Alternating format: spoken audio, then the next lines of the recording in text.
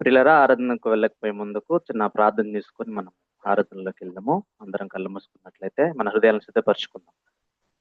పరిశుద్ధుడా, ప్రేమ గలన మా తండ్రి యేసుక్రీస్తు కృప, ఏక పునరుద్ధాన దినాన సంఘంగా మమ్మల్ని మీరు గ్యాదర్ చేసిన విధానాన్ని బట్టి మీ వందనాలు చెల్లించుకుంటా ఉన్నాం ప్రభా. ఈ సమయంలో మరి మీ వాక్యం మేము ధ్యానిస్తుండగా ప్రభా, మీరు మా జీవితాల్లో ఏమైనారో ప్రభా, మరి అది మేము గ్రహించుకునగలుగుటకు ప్రభా, అది గుర్తించి మిమ్మల్ని హృదయపూర్వకంగా మిమ్మల్ని ఆరాధన చేయగలుగుటకు మరి తండ్రి మీరు మాకు సహాయం చేసి రావాలని నన్ను చేతులు కప్పు చెప్పుకుంటా ఉన్నాం ప్రభా. మరి ముఖ్యంగా ప్రభా, మరొకసారి సంఘంగానే పరిశుద్ధ రక్త ప్రోక్షణ కిందకు వస్తా ఉన్నాం ప్రభా. మా పొరపాట్లను, మా బుద్ధిహీనతలను నీ పరిశుద్ధ రక్తంలో కడిగి పవిత్రపరచమని మరొకసారి ప్రభా నన్ను నా నోటిని ప్రభా నీ యొక్క ఆధీనంలో ఉంచుకుంటూ రావాలని, మీరు మాతో మాట్లాడుతూ రావాలని యేసుక్రీస్తు నామములో కొద్ది ప్రార్థన అడిగి వేడుకుంటున్నాం తండ్రి, ఆమేన్. పరిశుద్ధ గ్రంథం నుండి కొరింథీయులకు రాసిన మొదటి పత్రిక 15వ అధ్యాయము 55 నుండి 57 వర్సెస్ వరకు చదువుకుందాం. First Corinthians chapter 15 55 to 57 versus నేను చదువుతా ఉన్నాం, జాగ్రత్తగా వినండి. ఓ మరణమా నీ విజయం ఎక్కడా? ఓ మరణమా నీ ముల్లెక్కడా? మరటపు ముళ్ళు పాపము, పాపమునకున్న బలము ధర్మశాస్త్రమే. అయినను మన ప్రభు అయిన యేసుక్రీస్తు మూలంగా మనకు జయము అనుగ్రహించుచున్న దేవునికి స్తోత్రము కలుగునుగాక. పిల్లలు, ఒకసారి ఈ వచనాలను మనం అర్థం చేసుకున్నట్లయితే, ఒకసారి మనం గ్రహించుకున్నట్లయితే, ఈ లోకంలో మనిషి భయపడే ఎన్నో విషయాలు ఉంటాయన్నమాట. మనుషులంగా అనేక విషయాల్లో మనం భయపడతా వస్తూ ఉంటాం. వాటిల్లో మనిషిని భయపెట్టేది, భయంకరమైనది ఏంటి అన్నానంటే డెత్, మరణం. ఎందుకంటే మరణం ముందు మనిషి యొక్క శక్తి, పవర్ కానీ, డబ్బు కానీ, మనీ కానీ, లేదా జ్ఞానం కానీ, పొజిషన్ కానీ, వాటెవో పిఎం ఎవరైనా సరే పొజిషన్ కానీ ఏది మరణం ముందు నిల్వలేదు. కానీ పరిశుద్ధ గ్రంథం మనకు చెప్పే గొప్ప, మనకి ఇచ్చే గొప్ప ఆశనిస్తుంది ఏంటి అనంటే, గొప్ప సత్యాన్ని మరి బైబిల్ గ్రంథం తెలియపరుస్తుంది. ఏంటి అనంటే, ఏంటంటే లోకం దృష్టిలో మరణం గెలిచినట్లు కనిపించినా దేవాది దేవుడైన యేసుక్రీస్తు ప్రభువు ఆ మరణాన్ని జయించిన దేవుడుగా మన ప్రభు మనకున్నాడు. మరణంపై జయమిచ్చిన దేవుడుగా ఆయన మనకున్నాడు. ఇప్పుడు చదువుకున్న వచనాలు మనం చూస్తూ వచ్చినాం కదా.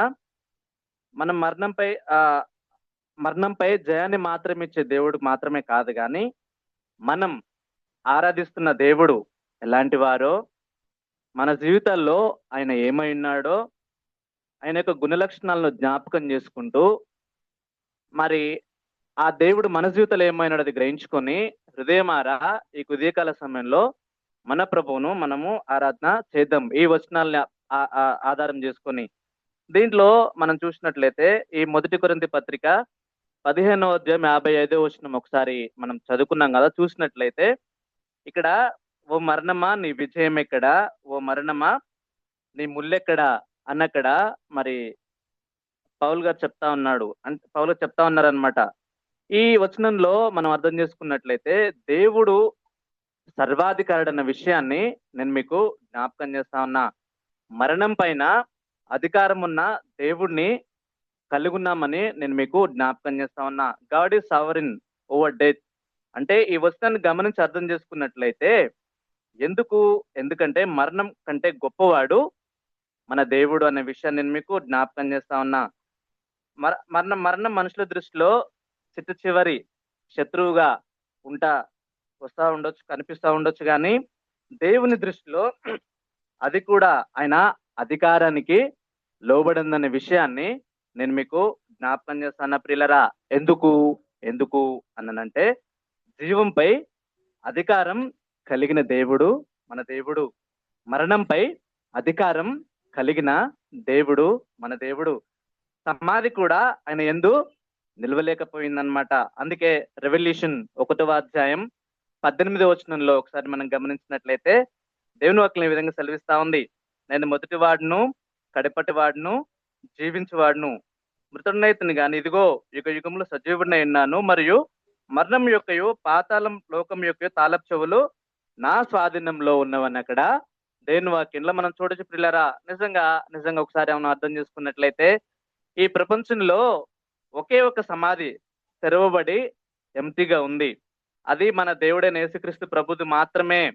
యేసుక్రీస్తు ప్రభు సమాధి నుండి లేచినప్పుడు ఇది మరి నిరూపితమైందంటే ఇది హిస్టారికల్ ఫ్యాక్ట్ అనే విషయాన్ని నేను మీకు జ్ఞాపకం చేస్తాను పిల్లలు. ఎందుకంటే ఆయన మరణాన్ని జయించి లేచిన దేవుడు కాబట్టి మరణం అంతిమ అధికారం కాదు, దేవుడే అంతిమ అధికారాన్ని కలిగిన విషయాన్ని నేను మీకు జ్ఞాపకం చేస్తాను పిల్లరా. నిజంగా ఒకసారి గమనించుకోవాలి, అర్థం చేసుకోవాలి.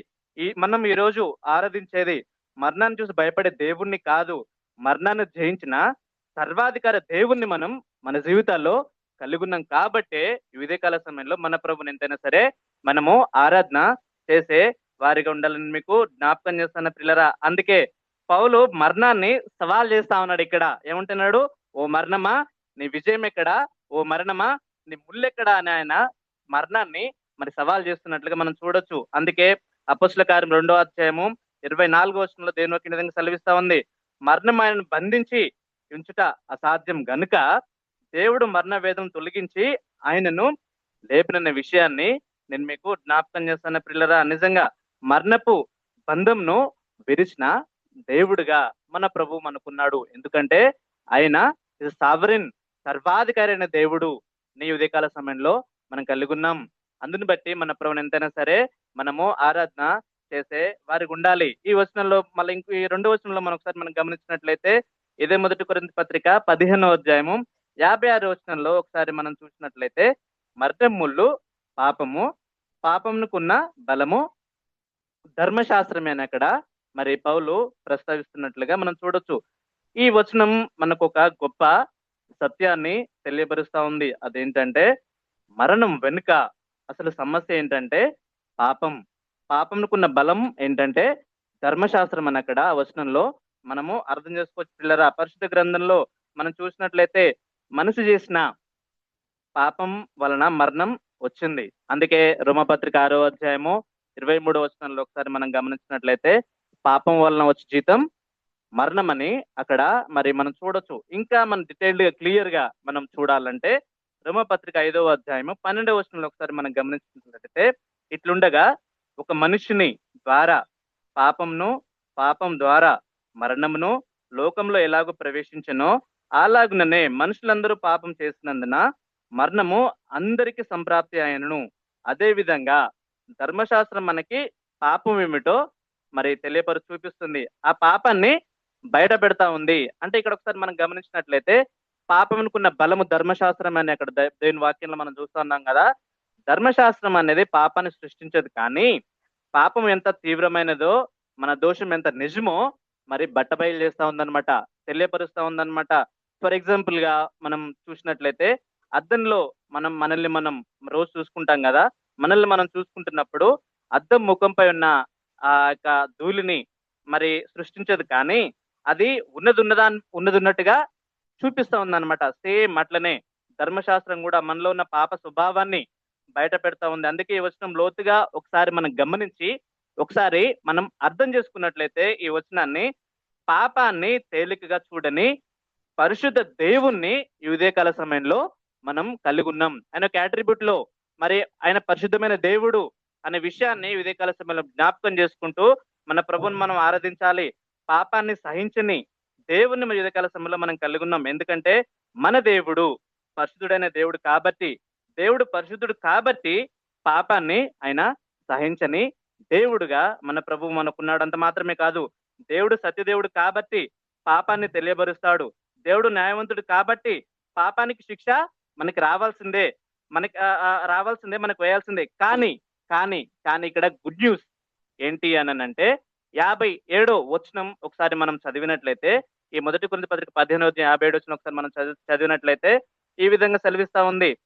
అయినను మన ప్రభు అయిన యేసుక్రీస్తు మూలంగా మనకు జయం అనుగ్రహించిన దేవునికి స్తోత్రము కలుగును గాక. ఇక్కడ అయినను అంటున్నాడు. దీంట్లో ఈ వచనంలో మరి దేవుని యొక్క గుణ లక్షణాన్ని ఒకసారి మనం జ్ఞాపకం చేసుకున్నట్లయితే, దేవుడు కృపామయుడు మరియు యేసుక్రీస్తు ప్రభు ద్వారా జయమిచ్చిన దేవుణ్ణి ఈ ఉదయకాల సమయంలో మనందరం కూడా కలిగి ఉన్నాం.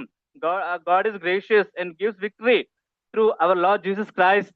మన యేసుక్రీస్తు ప్రభు ద్వారా ఆయన మనకు విజయాన్ని అనుగ్రహించిన దేవుడుగా కలిగి ఉన్న దేవుడుగా ఈ ఉదయకాల సమయంలో మనం కలిగి ఉన్నాం. ప్రియులరా, ఒకసారి ఈ వచనాన్ని ఈ వచనంలో అత్యంత ముఖ్యమైన వర్డ్ ఏంటి అంటే అయినను. ఇంగ్లీష్ బట్ అని ఉంటుంది అనమాట. అయినను ఇది ఎందుకు ఇంత ఇంపార్టెంట్ అంటే, ముందే ఏముంది మనం చూస్తా వచ్చినాం కదా, పాపం ఉంది, మరణం ఉంది, ధర్మశాస్త్రం మన యొక్క దోషాన్ని మరి చూపిస్తా ఉంది. అంటే మనిషి పరిస్థితి హోప్లెస్ గా మరి ఉంటా వస్తా ఉంది. అయినను దేవుడు అక్కడే మనల్ని ఆపలేదు కానీ, అందుకే రోమపత్రిక 5-8 వచనంలో ఒకసారి మనం చూసినట్లయితే, అయితే దేవుడు మన ఎడల తన ప్రేమను వెల్లడిపరుచున్న ఎట్లనగా మనమింకను పాపలం ఎండగానే దేవుడు మన కొరకు, మనందరి కొరకు, మన పాపం నిమిత్తము యేసుక్రీస్తు ప్రభుల వారు చనిపోయిండు. అంటే మన పరిస్థితి చెడ్డదే, కానీ దేవుని యొక్క కృప ఇంకా మన ఎడల గొప్పదన్న విషయాన్ని నేను మీకు జ్ఞాపకం చేస్తున్న పిల్లరా. అందుకే పౌలు మనం గెలిచాం అనడం లేదు ఈ వచనంలో. దేవుడు మనకు జయం అనుగ్రహించున్నాడు అంటా ఉన్నాడు అనమాట. ఈ జయం ఏదో మన శక్తి వల్లనో, మన బలం వల్లనో, మన నీతి వల్లనో రాలేదు. మన దేవుడైన యేసుక్రీస్తు ప్రభు మూలంగా వచ్చిన కృప విషయం అన్న విషయాన్ని నేను మీకు జ్ఞాపకం చేస్తున్న పిల్లరా. అందుకే ఎఫెసీ పత్రిక 2:8 ఏముంటది, మీరు విశ్వాసం ద్వారా కృపచేతనే రక్షింపబడి ఉన్నారు, ఇది మీ వలన కాదు, దేవుని వరం, గాడ్స్ గిఫ్ట్ అన్నమాట. యేసుక్రీస్తు ప్రభు వారు చేసిన శిల్వ త్యాగం ద్వారా, మరి యేసుక్రీస్తు ప్రభుల వారు చేసిన శిల్వ మరి బలియాగం ద్వారా మరి నీకు నాకు రక్షణ వచ్చింది, నీకు నాకు కృప వచ్చిందనమాట. అందుని బట్టి మన ప్రభుని ఎంతైనా సరే మనం ఆరాధన చేసేవారు ఉండాలి. నిజంగా మనం గెలిచామన్నది కాదు, దేవుడు మనకిచ్చిన విజయం. ఈ విజయం మనకి ఎలా వచ్చింది అనేది ఒకసారి మనం గమనించినట్లయితే చదువుకున్నాం కదా, ఈ 1 కొరింథీ పత్రిక 15:57 వచనంలో స్పష్టంగా చెప్తా ఉంది, యేసుక్రీస్తు ప్రభు మూలంగా అనేది. అంటే మన పాపాలని, ఈ లోక పాపాలని మరి యేసుక్రీస్తు ప్రభుల వారు మోసినాడనే విషయం జ్ఞాపకం చేస్తామన్నా. శిల్వలో నీ కొరకు, నా కొరకు ఆయన శిక్ష భరించిన దేవుడిగా ఉన్నాడు. మరణాన్ని ఎదుర్కొన్న దేవుడిగా మన ప్రభు ఉన్నాడు. పునరుద్ధానుడు అయ్యాడు. తిరిగి మరి 3వ దినం లేచిన మృత్యుంజయుడిగా మన ప్రభు మనకు ఉంటా వస్తుంది. అందుని బట్టి మన ప్రభు ఎంతైనా సరే ఆరాధన చేసే వారికి ఉండాలి. అందుకే ఇప్పుడు ఇక్కడ మనం ఒకసారి విక్టరీ అనేది పాసిబుల్ కాదు, ఆల్రెడీ ఫినిష్డ్ అన్నమాట. ఒకసారి గమనించుకోవాలి. మన దేవుడు పునరుద్ధానమైన దేవుడిని మనం కలిగి ఉన్నాం. అందుకే యోహాను సువార్త 16వ అధ్యాయము 33వ వచనంలో, నా యందు మీకు సమాధానం కలిగినట్లు ఈ మాటలు ఎంతో మాట మీతో చెప్పుచున్న యేసుక్రీస్తు ప్రభువు చెప్తా ఉన్నాడు, లోకంలో మీకు శ్రమకలు అయినను ధైర్యం తెచ్చుకునడి, నేను లోకంను జయించున్నానని మన యేసుక్రీస్తు ప్రభుల వారు మనందరికి కూడా ఒక భరోసా ఇచ్చినట్లుగా, మనందరికి కూడా మరి ఒక నిరీక్షణ ఇచ్చినట్లుగా ఆ వాక్యంలో మనం చూడొచ్చు పిల్లరా. అందుకే ఆయన బిడ్డలంగా మన ప్రభువును మనం జ్ఞాపకం చేసుకుంటూ, ప్రియులరా, పాపంలో వదిలిపెట్టిన దేవుణ్ణి మనం కలుగున్నాం, మరణంలో ఓడిపోనివ్వని దేవుణ్ణి మనం కలుగున్నాం, యేసుక్రీస్తు ప్రభు ద్వారా జయమిచ్చిన దేవుణ్ణి ఈ ఉదయకాల సమయంలో మనం కలుగున్నాం. నిజంగా పిల్లరా, క్రీస్తులో మన నిత్య జీవం ఇచ్చిన దేవుణ్ణి మనం జ్ఞాపకం చేసుకుంటూ, ఈ పునరుద్ధాన దినాన దేవుడు మన జీవితాలు ఏమైనాడో అది గ్రహించుకొని హృదయమారా మన ప్రభువుని మనం ఆరాధన చేయాలి. నిజంగా వాట్ అమేజింగ్ గాడ్, నిజంగా సావరిన్ గాడ్ అయిన ఆ సర్వాధికారి అయిన దేవుణ్ణి ఉదయకాల సమయంలో కలుగున్నాం. మరి మరణంపై జయమిచ్చిన దేవుణ్ణి ఉదయకాల సమయంలో మనం కలుగున్నాం. ఈ 3 విషయాలను జ్ఞాపకం చేసుకుంటూ, మన ప్రభు మన జీవితాలు ఏమైనాడు అది గ్రహించుకుంటూ, హృదయమారా ఆత్మతో, సత్యంతో, యథార్థ హృదయం కలిగి మనందరం కూడా, ఎవరం కూడా మౌనంగా ఉండటానికి వీల్లేదు. అందరం కూడా హృదయమార ఆత్మతో, సత్యంతో ఈ వచనాలు బేస్ చేసుకొని, దేవుడు నిజంగా దేవుడు మరణాన్ని జయించిన దేవుడు మన ప్రభు. నిజంగా హిస్టారికల్ ఫ్యాక్ట్ ఏంటి అని అంటే, యేసుక్రీస్తు ప్రభువుల సమాధి మాత్రమే మరి తెరిచినట్లుగా మనం చూడొచ్చు ప్రియులరా. అంత గొప్ప దేవుని ఉదయకాల సమయంలో మనం కలుగున్నాం. ఈ విషయాన్ని జ్ఞాపకం చేసుకుంటూ మనందరం కూడా హృదయమారా మన ప్రభువుని మనం ఆరాధన చేద్దాం. దేవుడి వాక్యం దీవించుకున్నాడు. Remember this. When we say the Lord Jesus conquered death, it is not, he was always a conqueror of death. Death had no hold on him anyway. He conquered death for us. Impossible. Conquering death is impossible for a human being. Everyone who is born will die. But now we have a life. Death is not something to be afraid of. Death is something. Death is a friend that takes us to a better place. Take this time. Let us worship our God. Thanks be to God who gives us victory over the Lord Jesus Christ. Victory through our Lord Jesus Christ.